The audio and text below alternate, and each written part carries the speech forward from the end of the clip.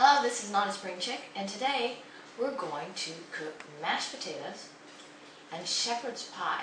So for those of you that are wondering, shepherd's pie and mashed potatoes, well, shepherd's pie has mashed potatoes in it, but we're also planning ahead because we're going to be making spaghetti sauce, and we're going to use some of the meat that we're making at the same time as the spaghetti sauce for the shepherd's pie.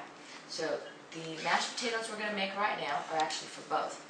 First of all, if you want to figure out how much you're using, because you're never quite sure how many potatoes to use, if you use a container, this is the one we're going to use for the shepherd's pie, and lay out your potatoes in advance to fill it up. You'll have a better idea as to how many you need. This one, as you can see, has already been peeled. But, oh yeah, you probably know how to make potatoes, right? Of course, a great peeler is worth its weight. We're peeling off, of course, this.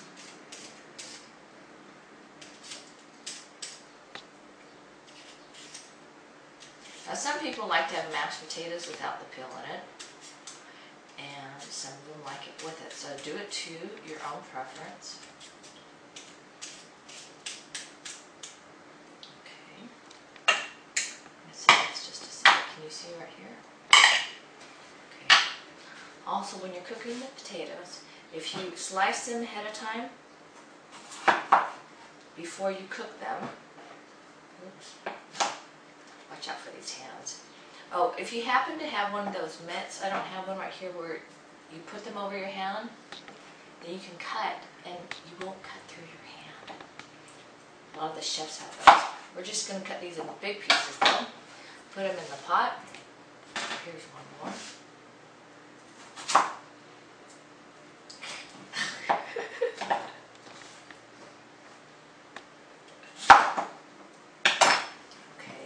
Now on this, I'm going to go ahead and rinse this out one more time because I've been sticking my hand in here to grab the potatoes out and putting them back.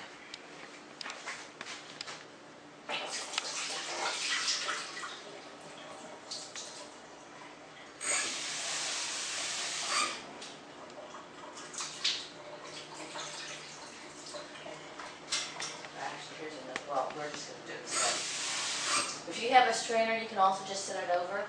Go ahead and do it. I'm just going to put my hand over here that was rinsed out. I'm just going to add some more water.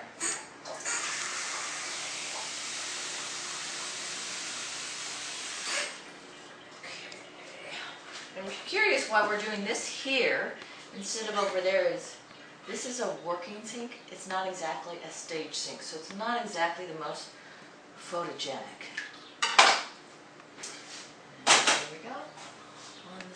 Potatoes have already boiled.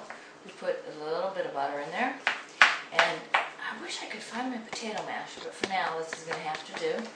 And we're just going to go ahead and mash these potatoes up. Now we're going to pour just a little bit of milk in here. Okay, and the milk gives it just a little bit more smoothness. And while this one requires muscle power, it tastes a little bit more homemade, with a little more texture and chunkiness to the mashed potatoes than by putting it in the blender. The blender, too, all you have is this pot and 1 spoon. Okay, we had nearly 5 pounds of meat here. Yes, of hamburger meat. We went and split it in half. So part of it, well, is going to be used for meatloaf. This part right here is going to be used for spaghetti sauce, as well as a shepherd's pie. Now the shepherd's pie is basically whatever they had left over in the kitchen for the meat. So it could have been strips of steak, it could be hamburgers. We're going to go ahead and saute this. Okay, so here's one really important thing, because as tempted as you are, like I am, you can see that it's live, to take that whole thing of meat and stick it in here and then break it up. Well, then you get splattered by the oil. I like to use this one. I love it. It's a roasted garlic oil, which is olive oil. And so olive oil and is it safflower oil? Oh, canola oil and olive oil, which is absolutely wonderful. But as you notice, when I put it in there, it splattered me and I jumped back. So if you break it up beforehand, you put it in, then you won't experience that. Now we're going to go ahead and put in, oh yes, Italian seasoning. This is, I find, a whole lot easier to use instead of getting a rosemary, a basil, and all the different individual spices. One seasoning. Go ahead, put it into flavor. How much are we supposed to put in? Oh, we're putting it into flavor. And if you put the flavor in with the meat, even if you're using a crock pot or you're baking stuff in, you'll have a lot more flavor in the end. I've just added some dark chili powder, and this is flavoring or seasoning to taste. So I like to use a lot of different things. Here is some chili sauce.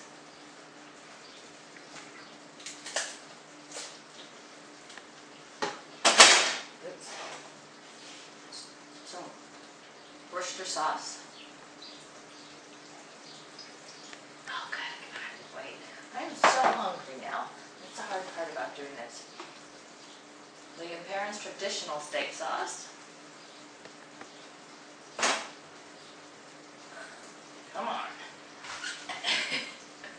You notice I step back because it will splat me.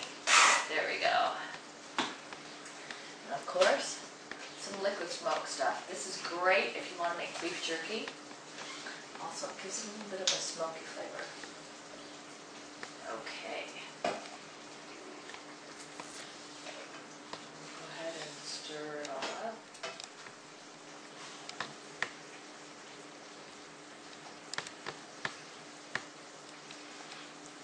If you're curious why I'm using a wok instead of a skillet, well, with the wok, you have the higher side, so once they're warm, you have a lot more, if you want to call it warming temperature. It also allows it to sit in there, and I don't think it splatters quite as much. So we're just going to go ahead and taste it. Come over here.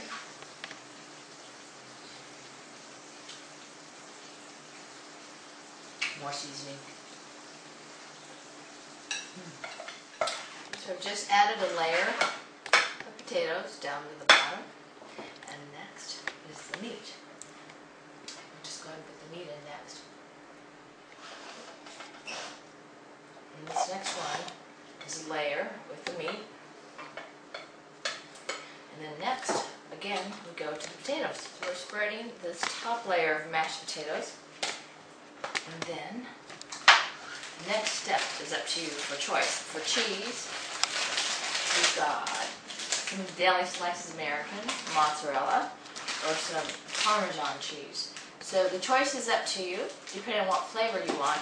But for now, we're going to do what's easiest, which is to use the sliced pieces of cheese because it's already open.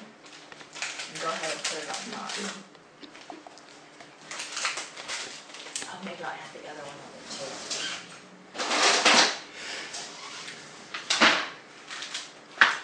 Okay, there's our American cheese, the deli style on top. And now I think I'm going to go ahead and use some of this Parmesan cheese too, just to add on top.